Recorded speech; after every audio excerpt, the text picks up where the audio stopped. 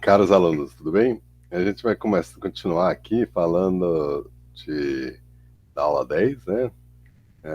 E acho que isso aí seria... A aula 10 é a parte 1 de Filostomide, né? Que a gente dá um geral. Depois a gente começa a falar sobre Caroline, Nolifine, e aí a gente entrou em Glossopagine, né? Então a gente vai continuar. Então agora acho que seria, acho que o terceiro vídeo, né? Um, bom,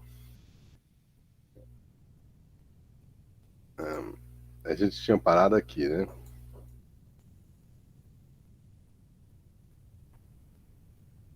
A gente falou sobre. A gente tinha parado exatamente aqui, né? Então, um, a gente tinha falado sobre Filonictris, né? Então, é, Filonictris, está aqui o Filonictris, que é das Ilhas Antilhas, né? E a gente ia começar a falar agora de Glossopagine, né? Então, primeiro tem o gênero Anura, né? Segundo livro lá do Roland Tuttle, né? Todos os morcegos, né? Depois tem Queroniscos e Liconictris, Glossófila, Leptonictris, Monófilos. Glifonictris, ele é um insetívorro, né? Então a gente vai falar dele em Glifonictrine, mas junto com Filostomine, que ele pertence à Filostomine, né? Bom, a Nura, eles, como o nome diz, não tem cauda, né? Ele é um glossofagíneo, né? Ou se alimenta de néctar, né? É, é o gênero com maior número de espécies, né? Tem 10 espécies dentro de Anura, né? É, eles normalmente gostam de ambientes de altitude, né? É, é, e eles não têm cauda em inglês eles são conhecidos como morcegos sem cauda, né? Tailless bats, né? Eles se alimentam de néctar e insetos e tem, né, esses focinhos compridos, né? As fêmeas eles precisam de proteína para amamentar os filhotes, né? Então, às vezes você tem uma nuvem de díptera, mosquitos, né? E tá lá, eles pegando os mosquitinhos, né? É, e eles se alimentam de néctar e insetos, e eles têm esses focinhos finos, pequenos olhos e pequenas folhas nasais para não enganchar na flor, né? No Geoffroy, é, vai ser descrito a seguir, né? A Dura caudífera, a espécie que ocorre norte, noroeste, América Central, não, desculpe, e no meio da América Central, na verdade tem uma cauda, né? Por isso que a Nura caudífera. É, então, cianura, caudífera, é morcego sem cauda com cauda, né? Então, isso é meio tautológico, né? É, em inglês, ele é traduzido para tailless bats, né? Ele, ele tem um metabolismo extremamente alto. E ele consegue manter a temperatura mesmo nas cavernas frias nos Andes, né? É, e outros lugares frios, né? E ele tem que consumir muita calorias, né, na dieta. Anura cadenae ocorre na Colômbia, nos Andes da Colômbia, no Equador. Fístula ocorre nos Andes de Equador, né? Cultrata é encontrado nas florestas de altitude da Costa Rica, do Panamá, da Venezuela, da Colômbia, do Equador e do Peru, e também na Bolívia. Latidens tem uma distribuição em manchas, né? No noroeste, né, da América do Sul, enquanto que Luiz Manuele ocorre nos Andes da Venezuela, Colômbia e Bolívia, né?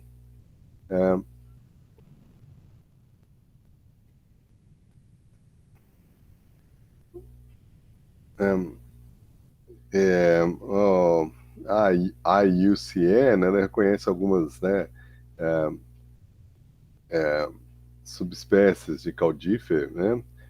Equatóris, peruana, seria de Geoffroy, né? E Equatóris de caudífera, né? Caudífera, né? E Carichina é uma nova, né? e ainda não foi acessada, né? Então, vejam ali em amarelo, vocês têm o Anura, né? Então vai da América Central, né? Todos os gêneros até a boa parte do Brasil, né? Liconictris é em azul, né? Mas na verdade ele fica com esse verde roxo ali no meio porque isso concorre, né? E Queroniscus também concorre, né? Junto com Anura e Queronicus fica laranja, né?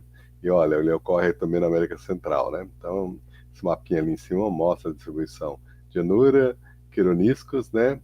E Liconictris, né? E aí também tem o Philonictris, mas ocorre no Caribe, né? Então, a gente teria que ampliar isso aí para enxergar um pontinho roxo, né? Queroniscus e Liconictris tem três espécies, né? Que em Queroniscus, né? Que se alimenta de néctar, tem um focinho comprido e folhas nasais pequenininhas. Eles são conhecidos como morcegos de cauda comprida, mas a cauda fica dentro do urupatágio, né? Então, na verdade, ele não é long-tailed comparado com outros morcegos, né? O Queroniscus superiorus tem uma distribuição limitada na Colômbia e no Equador, né? Gold Money tem uma distribuição maior, né? Ocorrendo do sul do México até boa parte da América Central e o comecinho ali o norte da América do Sul. Queroniscus minor, a gente vai falar sobre ele, né? A parte, né? E o gênero Liconictris é monotípico, mas na verdade tem Liconictris obscuro e degene. O obscuro ocorre no México até a Colômbia, a outra a substitui descendo os Andes, né? Continuando pelos Andes pela América do Sul, né? Então, aqui tem um desenhozinho do Anura Geoffroy, né? Veja, tailless, nem tem urupatágio, né? É a perna bem peluda, né? E, bom, Glossófaga é um que tem uma extremamente grande distribuição, né? Ele parece um pouquinho com Queronix liconictris, né? Comissário e Glossófaga a gente vai conversar daqui a pouquinho, né? As outras espécies têm Longirostris, né? Numa distribuição ampla na América do Sul e no Caribe, mas pouco estudada, né? Lichai, do México até a Costa Rica, e Morenoi, do sul do México, né? Então, essas são as glossófagas, né? Elas são super comuns, né? No Brasil a gente pega, né? Eles são polinizadores importantes, né? Leptonictris é um outro gênero, né? De morcegos com língua comprida, né? Leptonictris curaçao é uma espécie que ocorre do norte da América do Sul, né? Erva buena ocorre no Arizona, né? Nos Estados Unidos, no México, até El Salvador, na América Central. As outras espécies são Leptonictris nivale, né? Que vai ser descrito daqui a pouquinho. Essas espécies são extremamente importantes, polinizadores do agave e cactos do México. Então, eles têm uma importância fundamental para produzir, né, agave, cactos e assim por diante, para produzir fibras, né, usadas na agricultura, né, e também para produzir rum e outras coisas, né, então é super importante, né. Monófilos significa uma folha, e, é, e as espécies são conhecidas como morcegos com uma única folha nasal. Se bem que isso aí é engraçado, né? Porque a folha nasal deles não é muito diferente da dos outros morcegos que se alimentam de flores, né? Dentro da família Phlostumidae. Mas são parentes próximos de Glossófica. Tem duas espécies, né? Red Money, né? Que a gente vai falar um pouquinho, e Plephodon, e essas duas espécies ocorrem nas Ilhas Antilhas, né? O Plephodon ocorre nas Antilhas Menores. E eles até são bem comuns, né? Mas eles estão ameaçados porque eles gostarem de cavernas, e as cavernas podem ser destruídas, né? Glyphonictris é um morcego. Glyphonictris a gente vai falar depois, né? Ele se alimenta de insetos, né? Então a gente vai falar junto com Clostomine, né? Glyphonectrine tá junto, né? Então, vamos lá, né? Glossófaga, né? A família glossófaga, né? Eles são morcegos delicados, né? Com um focinho comprido, estreito. A língua é comprida e termina com um monte de papilas na ponta. Os incisivos são pequenos ou ausentes e o lábio inferior tem como se fosse um- uma divisão, né? Onde a língua passa, né? E, então tem como se fosse uma depressão em forma de V. Tem, né, essas vibrisas no rosto, né, de uns pelos compridos, e ajuda a guiar a cabeça para entrar na flor. Muitas espécies consomem insetos, além de beber néctar, né? Enquanto que esses morcegos são importantes como polinizadores de plantas tropicais, pouco se sabe a respeito da maioria das espécies da subfamília. Um gênero, Monófilos, só ocorre na Bahamas e nas Antilhas, né? Então aqui a gente tem um Peruvian Spear-Nose Long-Tongue Bat, né? 62 milímetros, perseguindo, né? Um outro morcego para fora da caverna, né? Então, ele fazendo defesa de recurso, né? Esse aqui é o Chironiscus mexicana, né? né? 75 milímetros de comprimento do corpo, cabeça, né? No sudoeste do Arizona, esses morcegos às vezes são vistos, além de visitarem cactos, eles visitam as casas, né, que deixaram pendurado essas garrafinhas para atrair beija-flor, aí aparece eles à noite, né? Então, é o Mexican Long-Tongue Bat, Chironictris mexicana, né? Tem uma pequena caudinha, olha ela aqui, né? Bem curtinha, né? E ele é, né, essa focinho bem fininho, separa ele de outros ossofaginos que concorrem com ele, né?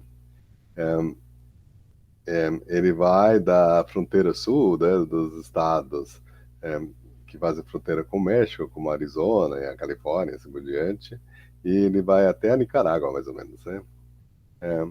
O norte da Nicarágua, né?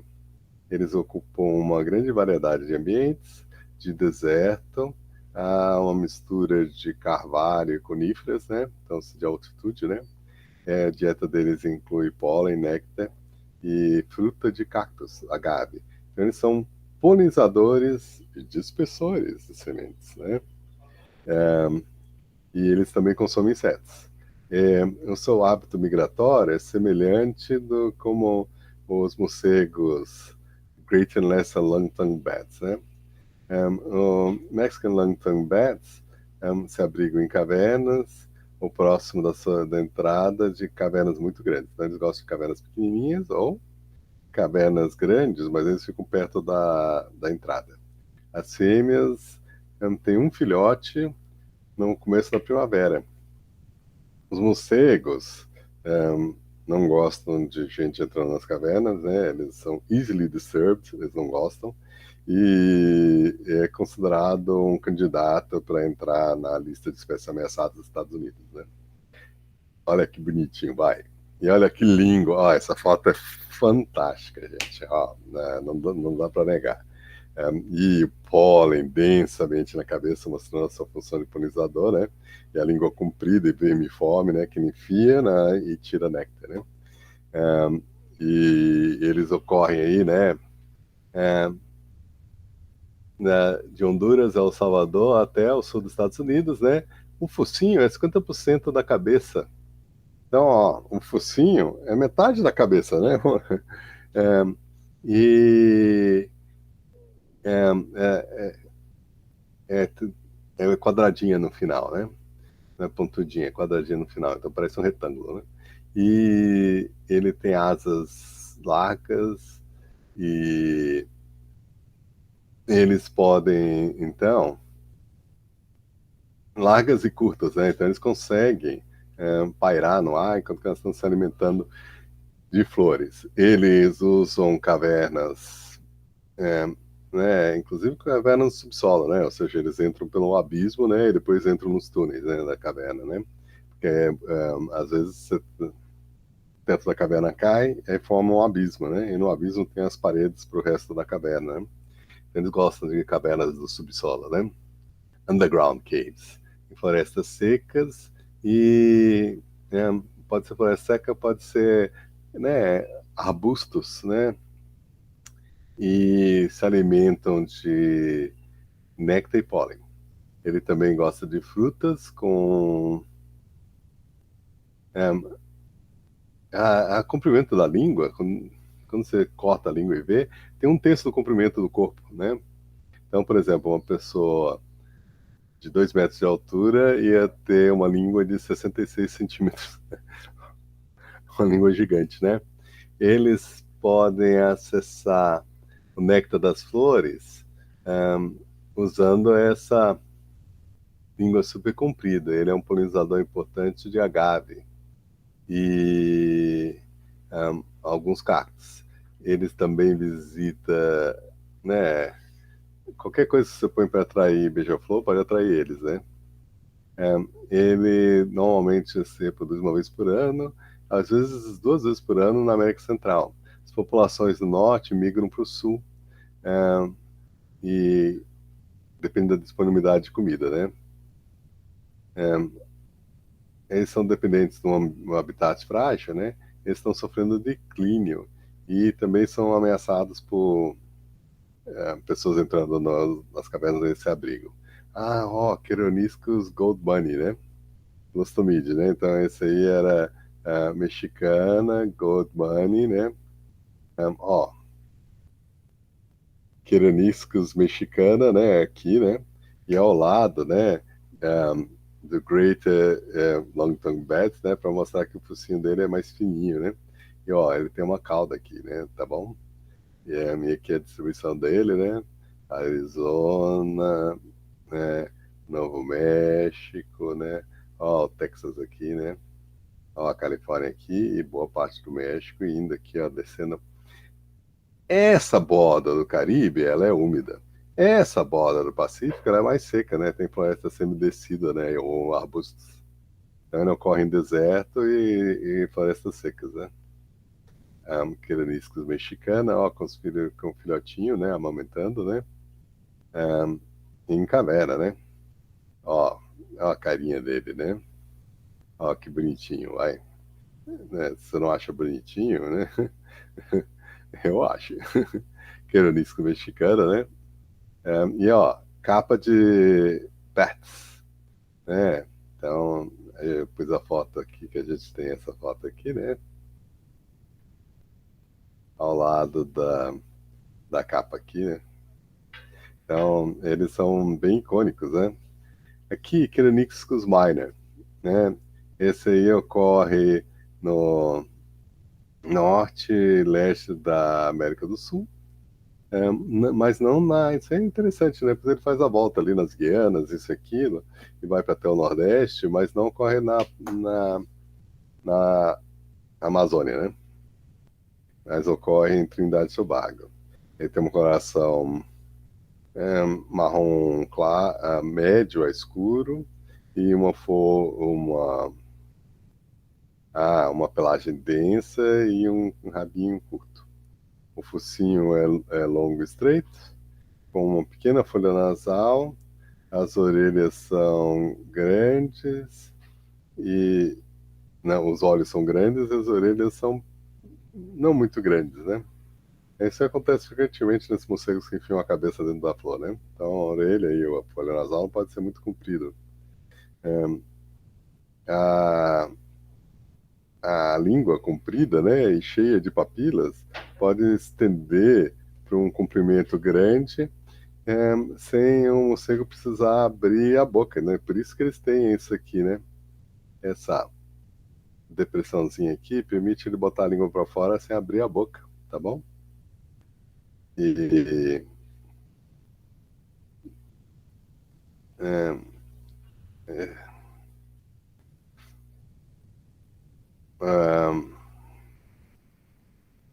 Ele ocorre na floresta tropical, incluindo floresta secundária, especialmente perto da água. E ele pode visitar plantações, né?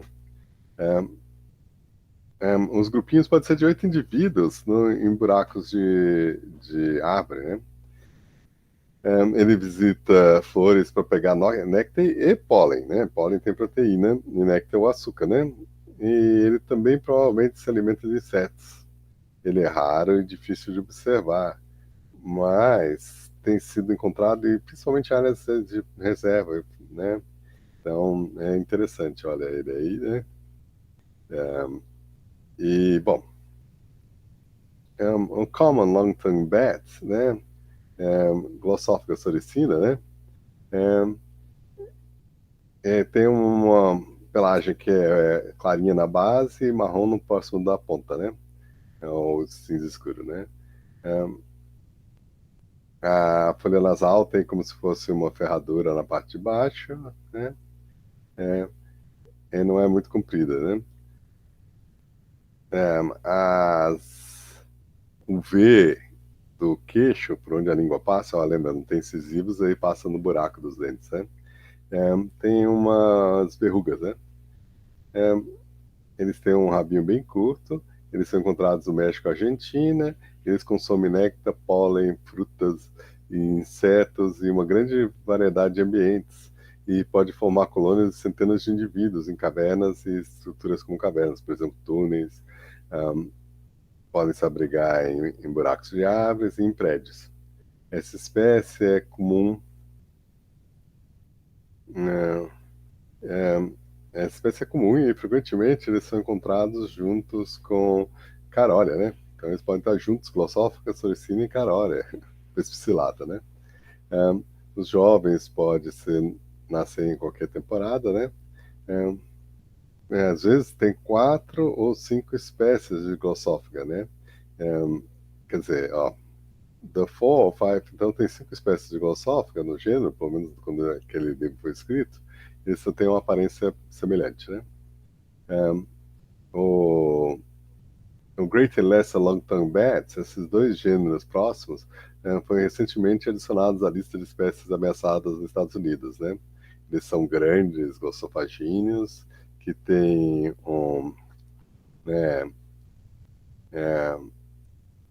focinhos compridos, né? E folhas nasais pontudinhas. Eles têm um onopatágio estreito e não tem um rabinho que pelo menos é fácil de observar, né? Os Lesser Long-Term Bats são cinza a castanho e tem uma, né, asas de mais de 30 centímetros, na verdade, quase 40 centímetros. E o Greater Long-Term Bat é 10% maior e tem uma coloração que é um marrom fuliginoso, né? Eles ocorrem do Southern Arizona, New Mexico, até a Barra Califórnia e Oaxaca. Eles ocorrem também aqui no Texas e na Guatemala, as espécies, né? Mas eles se alimentam de néctar, fruta e pólen e de plantas do deserto, incluindo agave e cactos gigantes como o saguaro, o cardon e organpipe. Pequenos grupos viajam tremendas distâncias de noite para achar flores abertas. As asas fazem um barulho whoosh, distinctive whooshing sounds, enquanto que eles estão em volta da planta. Então dá para escutar eles voando em volta da planta. E eles estão testando para ver o nível de néctar usando o nariz, né? Um morcego pode ficar pairando e enfia a cabeça na flor e aí a língua pega o néctar e simultaneamente ele pega pólen na cabeça. E ele fica coberto de pólen nesse processo. A polinização ocorre quando o morcego vai para uma outra planta, né? As populações mexicanas migram ao norte para se reproduzir durante o summer, né, o verão. E foi isso que acontece. Chove, as cactos começam a produzir flores, aí eles vão. E eles estão lá para polinizar. Depois eles vão embora, né? Colônias se abrigam em cavernas, né? Muitas das plantas polinizadas por esses morcegos são cruciais para os ecossistemas do deserto e são economicamente importantes. Infelizmente, a destruição de habitat né, o distúrbio de florestas fazem as populações desses morcegos declinarem dramaticamente. Esforços de conservação são necessários para garantir a sobrevivência desses morcegos nos sistemas de deserto que eles mantêm, né? Lesser Longtime Bat, Caroniscus minor, né? E Caroniscus mexicana, né? Mexican Longtime Bats, né? Então, Mexican Longtime Bat, né? E depois o Greater e o Lesser Longtime Bats, né? E, aqui é Núria, né? A Núria Geoffroy, né? Olha, veja as peninhas peludas e sem urupatágio pouco desenvolvido, né? Esses morcegos têm uma coloração que pode ser do marrom, né? Como a gente está vendo, ao cinza, né?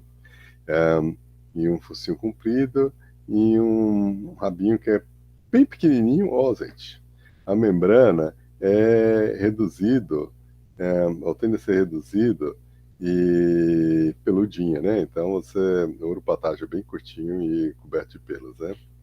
E eles ocorrem da México e Bolívia até o sudoeste do Brasil. As 4 espécies diferem em cor e tamanho, variando de 5 a 8 centímetros de comprimento. Esses morcegos se alimentam de néctar, pólen, frutas e insetos. Eles preferem de abrigo, cavernas, túneis, minas e até coverts. Coverts sabe aquela grade que tem ao lado, né? De que você tem aquelas, né? Você tem a rua e você tem os bueiros e depois você tem aquele, né? Como se fosse um, um cano, né? Que recebe a água dos bueiros, né? Eles adoram esse ambiente, né? E as colônias podem ter de poucos a centenas de indivíduos. Ele é comum nos Andes até a altitude de, sei lá, né, uns 3 mil, 4 mil metros. E esses morcegos são raros ou ausentes em áreas sem cavernas. Por exemplo, na Amazônia, né, não tem cavernas, não tem andura, né? Bom, aqui a gente vai fazer uma pequena pausa, porque a gente está mudando dentro de Glossophagia para o gênero Glossophaga, que dá para falar um monte de Glossophaga, né? Então a gente vai fazer uma pequena pausa, né? E aí vamos ver se gravou, né? Interromper a gravação.